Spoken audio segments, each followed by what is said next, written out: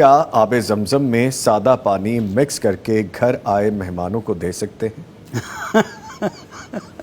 یہ تو آپ اپنے سے پوچھیں کہ جب آپ جائیں گے ماشاءاللہ عمرے پر آج پر ہم جائیں گے تو کتنا زمزم لائیں گے آپ جو سب کو پلائیں گے؟ جی کتنا لائیں گے؟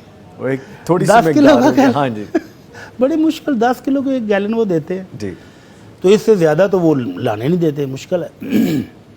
تو عزیز و قارب کو سب کو خالص پلانا ممکن نہیں ہے، تو خود صحابہ کرام سے بھی ثابت ہے کہ وہ پانی اس کے اندر مکس کر لیتے تھے، جی اور اب وہ جدید سائنس ثابت کر رہی ہے۔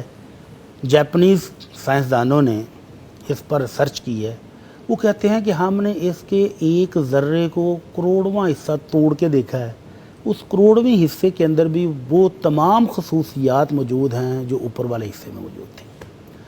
وہ سائنسدان یہ ثابت کر رہے ہیں کہ آپ ایک بوتل کے اندر ایک قطرہ زمزم کا ڈال دیں تو وہ ساری خصوصیات زمزم والی اس پانی میں پیدا ہو جاتی ہیں، اور ایسی شاندار خصوصیات کہ زمزم کی خصوصیت کیا ہے؟ عام خصوصیت جو ہم دیکھ سکتے ہیں، جو ہم چیک کر سکتے ہیں کہ اس کے اندر پھپھوندی پیدا نہیں ہوتی، اس کے اندر کیڑے پیدا نہیں ہوتے ہیں۔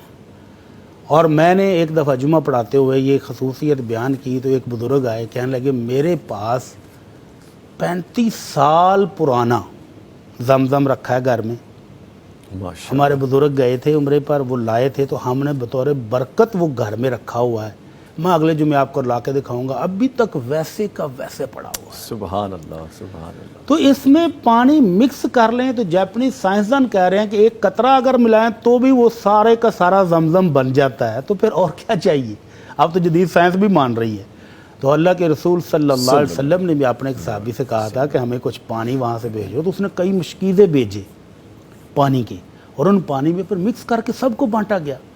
تو اس لیے اس میں پانی ملا کر دیں کوئی حرج نہیں ہے، ٹھیک ہے، اور خالص پانی ہمارے بس میں بھی نہیں ہے کہ ہم سب کو پیش کر سکیں، تو اس میں پانی مکس کر لیں اور سب کو زمزم سمجھ کر پلائیں، کیونکہ سائنسدان بھی مان رہے ہیں کہ اس میں ساری خصوصیات وہی پیدا ہو جاتی ہیں۔ تو الحمدللہ پینے والا بھی اس کو زمزم سمجھ کر ہی پیے۔